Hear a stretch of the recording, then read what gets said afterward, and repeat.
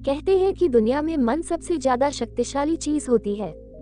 अगर किसी चीज को तुम पूरे मन से चाह लो तो तुम उसे हासिल कर सकते हो। ये मैं नहीं कहता, ये सभी महापुरुषों का कहना है। लेकिन अगर ये सत्य है, ये सच है, तो जो हम अपने मन से चाहते हैं वो हमें हासिल क्यों नहीं होता है। भाई, कोई भी इंसान अपने मन में दुख तो नहीं चाहेगा, लेकिन वो रहता तो दुखी है। हर इंसान अपने मन से तो कामयाब होना चाहता है, खूब पैसा कमाना चाहता है, लेकिन फिर भी वो कामयाब नहीं होता। भला ऐसा दुनिया में कौन इंसान होगा जो अपने मन में ये चाहेगा कि मैं नाकामयाब रहूं या मैं पैसा ना कमाऊं। सोचने की बात है तो इसमें दो चीजें निकलकर सामने आती है। या तो वो महापुरुष गलत थे जिन्होंने ये बात बोली कि मन से चाही हुई चीज हासिल हो जाती है, या फिर हम गलत है। आज की कहानी जो मैं आपको सुनाने वाला हूँ उसमें आपको एक ऐसा मंत्र मिलेगा। उसे समझने के बाद आपको एक ऐसा मंत्र पता चलेगा जिससे आप ये समझ पाएंगे कि मन से कोई भी चीज कैसे करवाई जाती है, मन में किसी भी बात का बीज कैसे बोया जाता है। यह इस कहानी से आपको अच्छी तरह से समझ में आ जाएगा और इससे आप ये भी समझ पाएंगे क्या श्री कृष्ण का नियम लॉ ऑफ अट्रैक्शन कैसे काम करता है। कहानी छोटी सी है लेकिन बहुत ही गहरी है।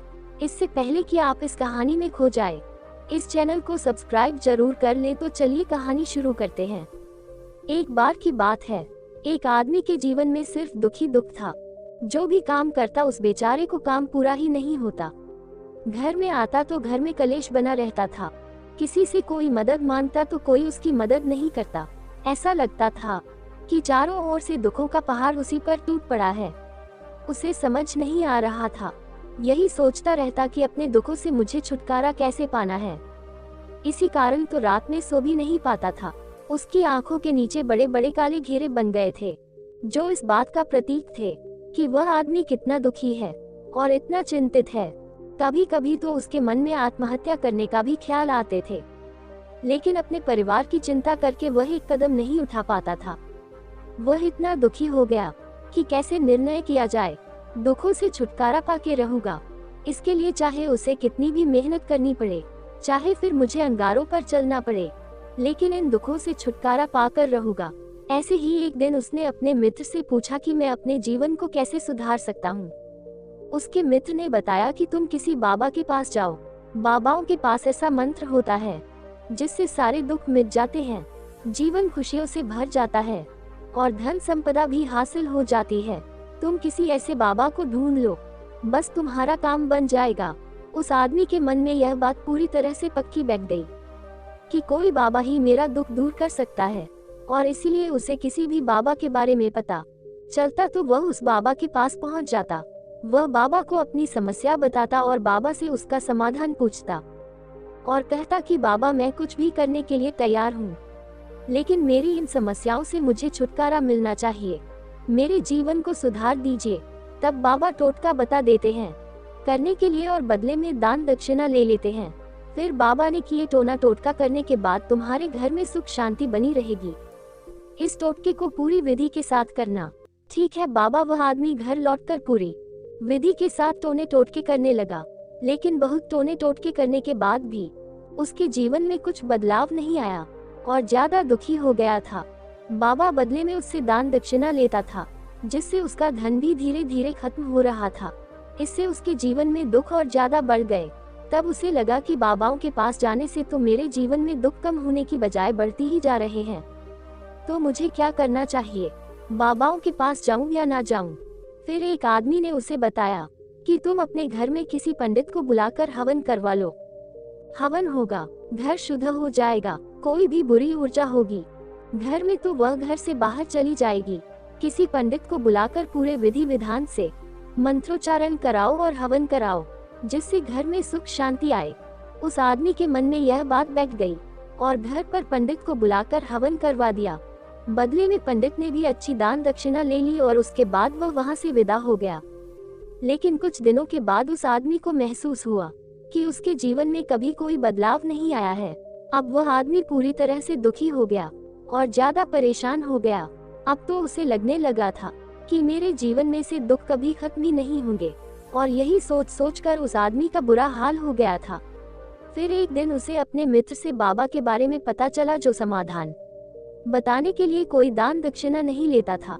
उस आदमी को लगा कि यह बाबा दूसरे बाबाओं की तरह नहीं हो सकता, क्योंकि ये दान दक्षिणा तो लेता ही नहीं, और अगर दान दक्षिणा नहीं लेता तो ये सच में कोई सिद्ध बाबा होगा। और यही सोचकर उस बाबा के पास पहुंच जाता है।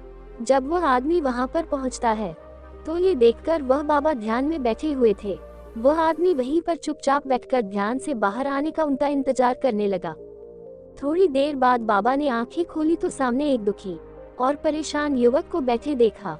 उसकी आंखों के नीचे काले घेरे देखते ही समझ गया कि आदमी अपने जीवन से कितना परेशान है। उसे संबोधित करते हुए बाबा ने पूछा कि बच्चा, क्या चाहते हो? बाबा के पास क्या लेने आए हो? उस आदमी ने कहा कि बाबा, मैं अपने दुखों को दूर करने के लिए बहुत सारे रास्ते अपनाए और बहुत तरकीब करके देखा। जो किसी बाबा ने मुझे बताए हर वह काम किया जिस इंसान ने मुझसे करने को कहा, लेकिन मेरे जीवन में दुखों में कोई कमी नहीं आई। बाबा, इसके विपरीत मेरे जीवन में दुखों की बढ़ोतरी हो गई। मुझे समझ नहीं आ रहा कि मैं क्या करूं। कभी कभी तो मैं आत्महत्या करने की सोचता हूं, लेकिन अपने परिवार की सोचकर मैं ये कदम नहीं उठा पाता। मैंने आपके बारे में बहुत सुना है बाबा, मैं बहुत उम्मीद के साथ आपके पास आया हूँ। कृपया करके मुझे कोई ऐसा मार्ग बताएं जिससे मुझे अपने दुखों से छुटकारा मिल जाए। मैं अपने दुखों से छुटकारा पाने के लिए कुछ भी करने को तैयार हूँ। आप मुझे कोई भी रास्ता बताएं, चाहे वो रास्ता कैसा भी हो, मैं उसको पार करके रहूंगा। बाबा ने महसूस किया कि आदमी तो सच में बहुत परेशान है। बाबा ने उसकी बात सुनकर कहा कि बच्चा, दुखों को दूर करने के लिए मंत्र ऐसे ही नहीं मिलते। मंत्र पाने के लिए कुछ करना पड़ता है। तुम कुछ कर सकते हो। ये सुनकर पहले तो उस आदमी ने सोचा कि यह बाबा भी मुझसे दान दक्षिणा ही मांगेंगे, लेकिन और कोई रास्ता नहीं। पागल, उस आदमी ने कहा कि बाबा, आपको जितने भी ध्यान रखना चाहिए मैं देने के लिए तैयार हूँ, लेकिन आपका मंत्र सच्चा होना चाहिए। उसके बाद मुझे मिलना चाहिए। उसके बाद मैं आपको जो भी दान दक्षिणा लेना चाहते हो वह दे दूंगा। बाबा ने कहा कि दान दक्षिणा तो बहुत छोटी सी चीज है, मुझे वह नहीं चाहिए।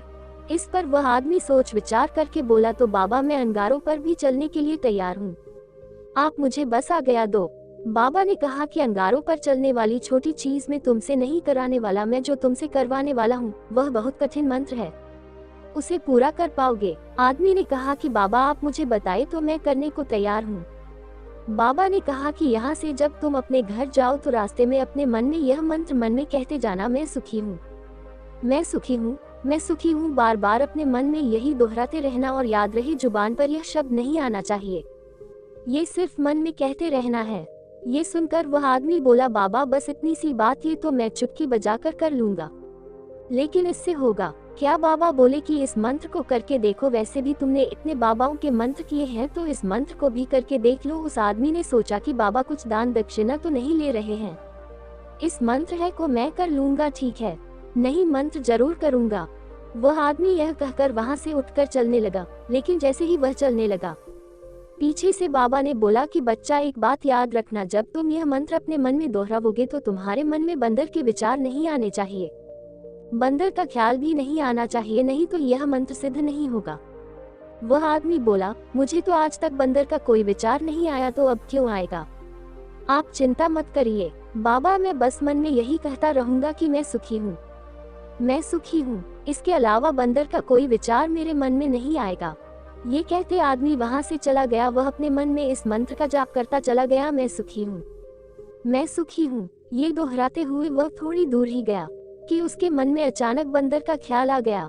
बंदर का ख्याल एक बार आया और चला भी गया, लेकिन उस आदमी ने सोचा कि पहले तो मुझे बंदर का कोई विचार नहीं आया, पता नहीं आज क्यों मेरे मन में बंदर का विचार बार बार आ रहा है, और ऐसे करके उसने उस बंदर के विचार को पकड़ लिया। वह ये भूल गया कि मुझे क्या मंत्र दोहराना है, और वह बंदर के बारे में सोचने लगा। थोड़ी देर बाद उसे फिर से होश आया तो वह फिर से अपना वही मंत्र दोहराने लगा जो बाबा ने उसे बताया था, मैं सुखी हूँ, मैं सुखी हूँ। लेकिन अचानक से उसे सामने एक बंदर दिखाई दिया। पूरी देखकर उसके मन में फिर से वही बंदर के विचार आने लगे। मेरे अंदर किसी भी तरह बंदर का विचार ना आए, लेकिन उसे तो सामने बंदर ही दिखाई दे गया। ऐसे ही जद्दोजहद करते करते वह घर पर पहुंचा, और घर पर पहुंचने के बाद अपनी पत्नी को कहा कि हे बंदरिया, मुझे खाने में बंदर परोस दो। और जब उसे एहसास हुआ कि उसने क्या बोल दिया तो वह अपने बाल नोचने लगा, दीवारों में सर मारने लगा। और आदमी ने कहा कि आज मुझे बंदर का कोई विचार नहीं आना था, और आज मुझे ये क्या हो गया है कि मुझे हर जगह बंदर ही बंदर नजर आ रहे हैं। ये कैसी माया है। यही सोच सोच कर वह आदमी रात भर सो नहीं पाया। रात भर करवटें बदलता रहा और सुबह उठकर सीधे उसी बाबा के पास पहुंच गया और उस बाबा के चरणों में गिरकर कहा कि बाबा, पता नहीं क्या चमत्कार हो रहा है। परसों तक मुझे बंदर का कोई विचार नहीं आया, लेकिन कल जब से आपने मुझसे कहा कि बंदर का विचार नहीं आना चाहिए, तब से मुझे हर जगह बंदर ही बंदर नजर आ रहे हैं। उस आदमी ने कहा कि बाबा, मुझे तो आपके पीछे पेड़ पर बैठा हुआ बंदर ही खेल खेलता हुआ दिखाई दे रहा है। क्या हो रहा है? बाबा ये सुनकर हंसने लगे, बोले, बच्चा, इसे समझ पाना इतना आसान नहीं है। बंदर तो तुम्हारे रास्ते में पहले भी आते थे। जब तुम मेरे पास नहीं आए थे तब इन्हीं पेड़ मंदिर पर घूम रहे थे, लेकिन तब तुम्हारे ध्यान में ये बंदर नहीं था। पहले तुम्हारे ध्यान में सिर्फ अपने दुख थे। इसके बाद बाबा ने उसे बताया कि बच्चा, जिससे भी आप दूर भागना चाहते हैं, वही चीज हमारे मन में बहुत गहरे में प्रविष्ट हो जाती है। वह हमारे अंतर्मन में समा जाती है। असल में हम जिस चीज से भी छुटकारा पाते हैं, छुटकारा पाना चाहते हैं, वह हमारे साथ बहुत गहरे से जुड़ी हुई है। और हम जितना ही उससे छुटकारा पाना चाहते हैं, उतनी ही गहरी हमारे मन में बैठ जाती है और आखिरकार वह हमारे अंतर्मन में छा जाती है। ऊपर से तो हम चाहते हैं सुखी होना कि मैं सुखी हूँ, सुखी हूँ। हमारे होंठ भी यही कहते हैं। हमारे मन में दुख समय समय पर आते और जाते रहते हैं। हमारे विचारों में, हमारे मन में हमें दुख ही दुख दिखाई देते हैं। इसीलिए अपनी जुबान से बार बार यह बोलने से कि मैं सुखी हूँ, मैं सुखी हूँ, सुखी नहीं होंगे जब तक यह मंत्र हमारे अंतर्मन में प्रविष्ट नहीं होगा। इस पर उस आदमी ने पूछा कि बाबा, लेकिन यह मंत्र हमारे अंतर्मन में प्रविष्ट कैसे होगा? बच्चा, अपने अपने दुखों से लड़ना बंद कर दो। जब तक तुम अपने दुखों को दूर करने की सोचते रहोगे, तब तक वह दुख तुमसे चिपके रहेंगे। बहुत सारे दुख तुम्हारे अंतर्मन पर अपना राज जमाए बैठे रहेंगे, और जिस दिन तुम उन दुखों के बारे में सोचना ही छोड़ दोगे, उन दुखों से छुटकारा मिल जाएगा आपको, और उसी दिन से तुम्हारी जिंदगी से दुख गायब हो जाएंगे। क्योंकि किसी भी चीज से छुटकारा पाने के लिए हमें उस चीज के बारे में सोचना पड़ता है। जितना हम उस चीज के बारे में सोचते हैं, उतनी ही गहरी हमारे मन में प्रविष्ट होती चली ही आती है, और हमें इससे छुटकारा पाना है। इसी वजह से बार बार सोचने से वह दुख हमारे अंतर्मन में प्रविष्ट हो जाते हैं और हमें एहसास भी नहीं होता। इसीलिए अगर तुम दुखों से छुटकारा पाना चाहते हो, तो दुखों से छुटकारा पाने के बारे में सोचना छोड़ दो, तुम्हें दुखों से छुटकारा मिल जाएगा।